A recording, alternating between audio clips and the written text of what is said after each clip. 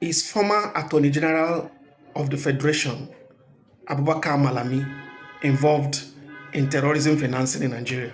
Now, this is what this video is about.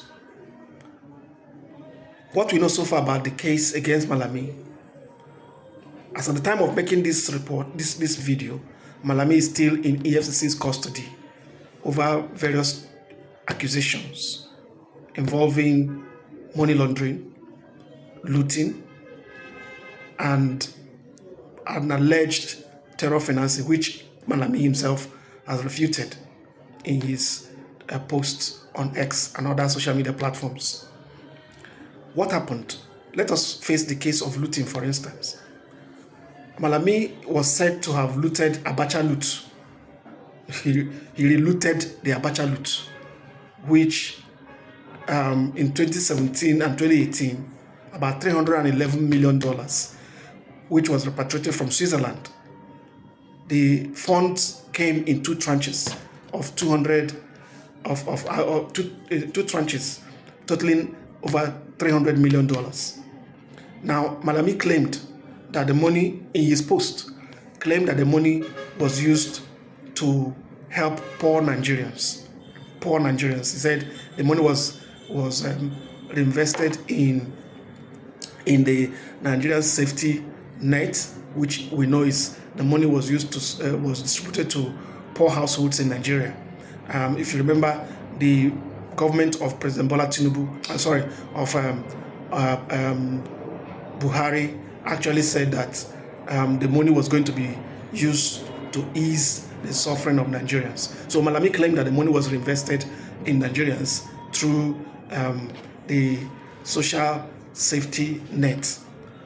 Number two, another $300 million, $321 million came in around 2020.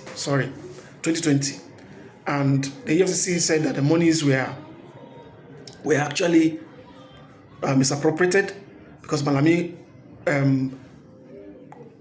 actually was involved in the repatriation of the money.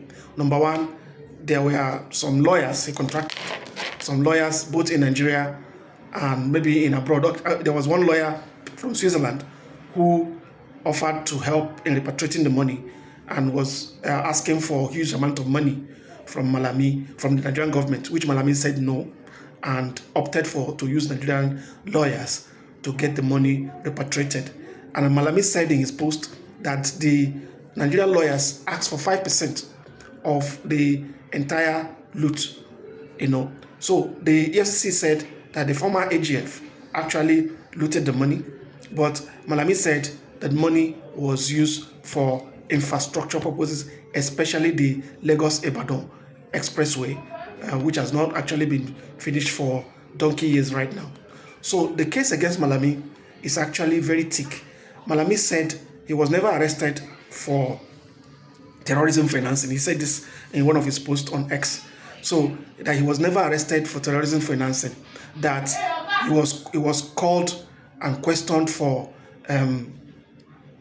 over the Abacha loot. So, and that he has actually been cleared is clearing it with the EFCC.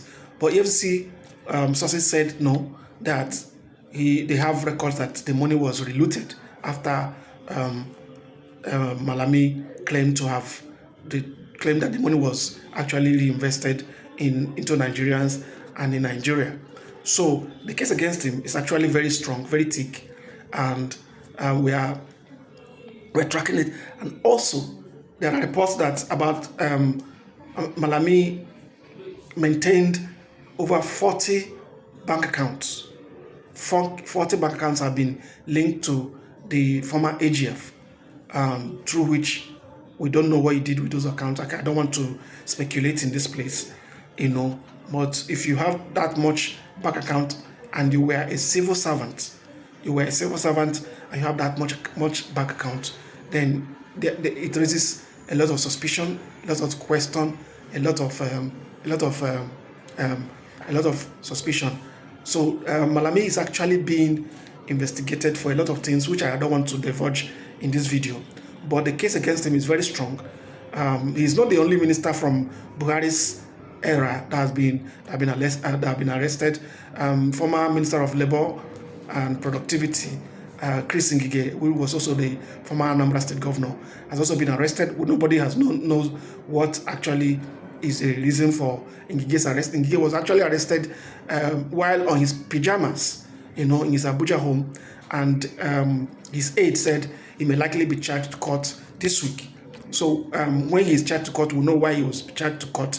But it is very early for us to start speculating if he was also involved in terrorism financing or he was actually arrested based on corruption charges. But the case against Malami is actually very strong, because we know that Malami was actually one of the controversial ministers in Buhari's cabinet.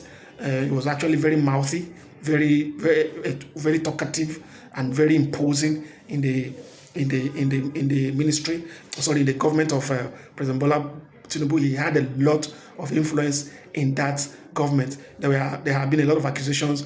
You remember when Nigeria, when state governors were asking for a refund of the Paris fund, that we are. So Malami actually supervised the refund himself with some lawyers, some notable lawyers that I cannot even mention in this place. So there were accusations that the Nigerians and states were ripped off during that period.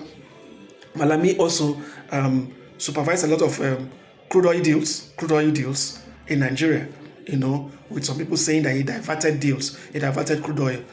So these are actually speculation, these are allegations, these are allegedly not proven, because he's not yet in the court. There's no charges against him yet pertaining to these issues. But the case against him is very strong.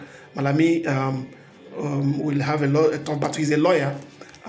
He's actually the former Attorney General of the Federation, and he has a lot to fight against the government of President Bola Tinubu. So follow me, subscribe to my channel on YouTube, TikTok, and Facebook, Money, Power, and People, and I'll keep you updated on this issue as time goes.